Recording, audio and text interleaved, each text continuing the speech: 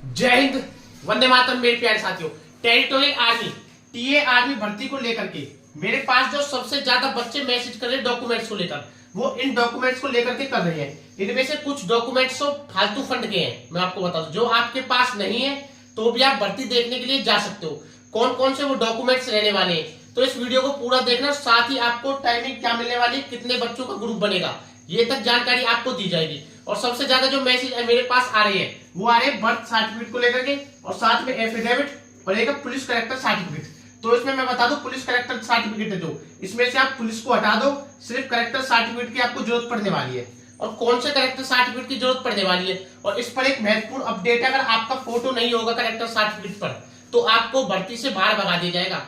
क्योंकि क्या होता है कि आप नोटिफिकेशन ध्यान से पढ़ते नहीं हो, जो आपको जैसे बता देता आप उनकी बातों पर विश्वास कर लेते हो। तो इसलिए इस वीडियो को पूरा देखना।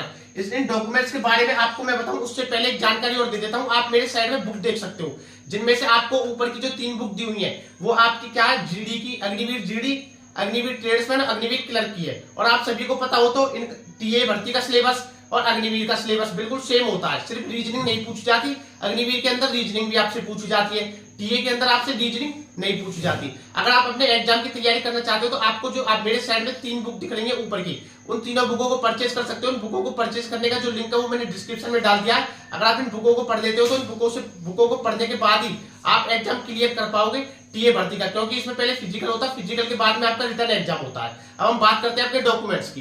डॉक्यूमेंट्स में सबसे पहले आपका दिया हुआ बर्थ सर्टिफिकेट। अब मुझसे बच्चे पूछे क्या हमको सभी को बर्थ सर्टिफिकेट बनवा करके ले जाना है, तो मैं आपको बता दूं, आप में से 90% बच्चे ऐसे जिनके पास बर्थ सर्टिफिकेट नहीं है।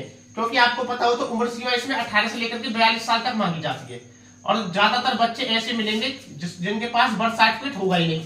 90% बच्चे रहेंगे ऐसे।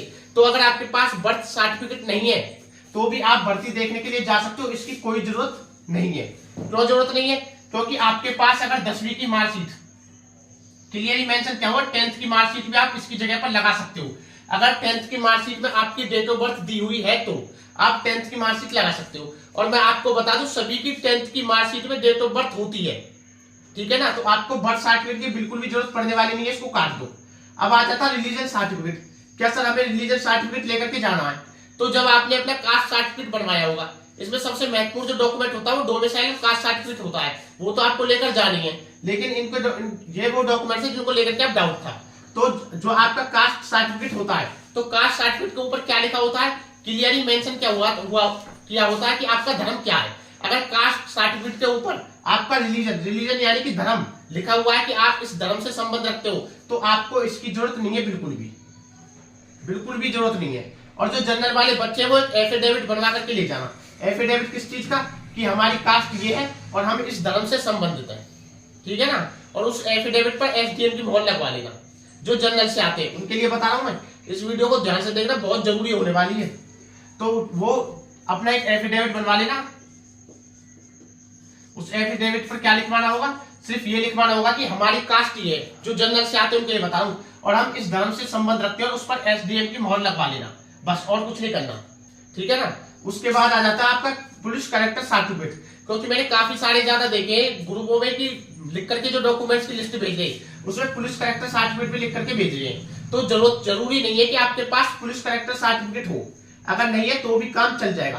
क्योंकि आपका जो करेक्टर सर्टिफिकेट है वो आप अपने सरपंच से बनवा सकते हो, पार्षद से बनवा सकते हो,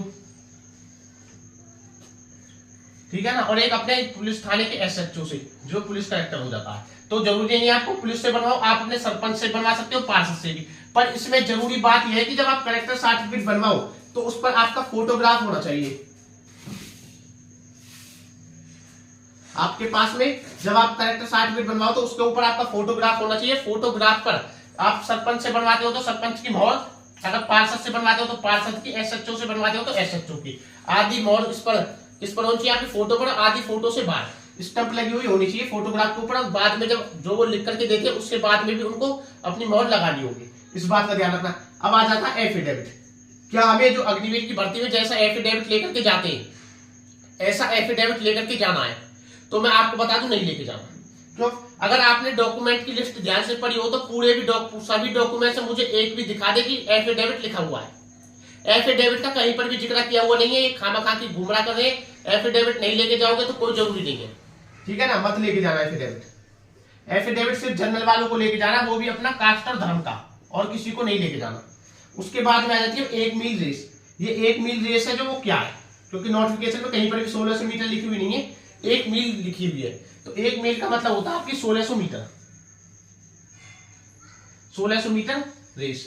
अब 1600 मीटर की जो रनिंग होगी उसमें टाइमिंग क्या मिलेगी, तो टाइमिंग की अगर हम बात करते हैं तो टाइमिंग जो आपको दी जाएगी वो टाइमिंग दी जाएगी, अगर आपकी उम्र सीमा 18 से लेकर के 30 साल है, 18 से लेकर के 30 साल है, तो आपको टाइमिंग मिलेगी 5:45 तक की। वो भी ग्रुप रहेंगे 2। अगर आप फर्स्ट ग्रुप के अंदर आते हो, फर्स्ट ग्रुप के अंदर, फर्स्ट ग्रुप की जो टाइमिंग रहेगी वो 5:30 तक रहेगी, 5:30 तक। जो 5:30 तक अपनी टाइमिंग निकाल देगा उसको कितने नंबर दिए जाएंगे, जो 5:30 तक निकालेगा उसे मिलेंगे 60 नंबर।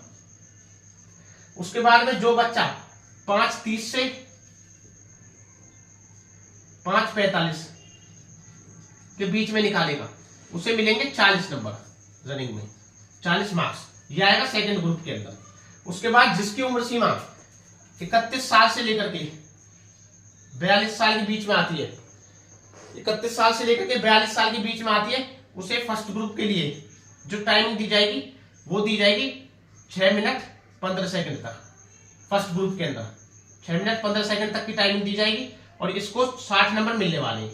और जो बच्चा 6 मिनट 15 सेकंड से लेकर के 6 मिनट 30 सेकंड में अपनी टाइमिंग निकालेगा वो सेकंड ग्रुप में रखा जाएगा और इसे 40 नंबर दिए जाएंगे फिजिकल के अंदर। आ गए आपको समझ में? अब उसके बाद में जो आपके और डॉक्यूमेंट्स है, डॉक्यूमेंट्स के आपको पता ही है, एजुकेशन सर्टिफिकेट जो आपके सबसे कम इंपोर्टेंट हो जाते हैं। एजुकेशन सर्टिफिकेट के बाद में जो आपको लेकर जाना डोमिसाइल सबसे जरूरी है, क्योंकि बिना डोमिसाइल के आपको एंट्री नहीं मिलेगी, बाहर भगा दिया जाएगा भाई, पहले बता देता हूं। एक हो जाता है आपका कास्ट सर्टिफिकेट, कास्ट सर्टिफिकेट, और जो मैं बता दूं आपको कास्ट सर्टिफिकेट, जो जिनके पास कास्ट सर्टिफिकेट नहीं बनता जनरल वालों का, तो उनको ये बनवा करके ले जाना, मैंने बताया था। कास्ट सर्टिफिकेट के बाद हो जाता आपका करेक्टर, मैंने आपको बता ही दिया है, ठीक है ना। उसके बाद कास्ट सर्टिफिकेट के बाद में हो जाता आपका, अगर आपके पास रिलेशन है तो रिलेशन सर्टिफिकेट लेकर के जा सकते हो।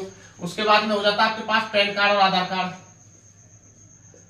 पैन कार्ड और आधार कार्ड। अगर आपके पास कोई स्पोर्ट्स का सर्टिफिकेट है तो स्पोर्ट्स का सर्टिफिकेट लेकर के जा सकते हो। 20 फोटोग्राफ, और फोटोग्राफ भी आपके हाल ही में खींचे हो, ध्यान रखना 20 फोटोग्राफ लेकर के जाने, और वो भी आपके 3 महीने से पुराने नहीं होने चाहिए, ठीक है ना। उसके बाद में आपका आ जाता कौन से डॉक्यूमेंट्स, जैसे एजुकेशन सर्टिफिकेट, 10वीं से भर्ती देखते हो तो 10वीं की, 12वीं से भर्ती देखते हो तो 12वीं का, 8th पास देखते हो तो 8th पास। जो बच्चे 8th पास भर्ती देखेंगे उन्हें क्या है कि अपनी बोर्ड लेके जानी, टीसी भी अपने साथ में लेकर के जानी होगी, ठीक है ना। और बाकी जो डॉक्यूमेंट्स है ना डिटेल में, जो 1-2 रह गए हो तो उसकी वीडियो मैंने डिटेल में बनाई हुई है, उसका लिंक मैंने डिस्क्रिप्शन में डाला है, उस लिंक पर क्लिक करके आप डॉक्यूमेंट्स की वीडियो देख सकते हो। उस वीडियो में सारे डॉक्यूमेंट्स के बारे में बताया हुआ, जो जो डॉक्यूमेंट्स लेकर के जाने हैं।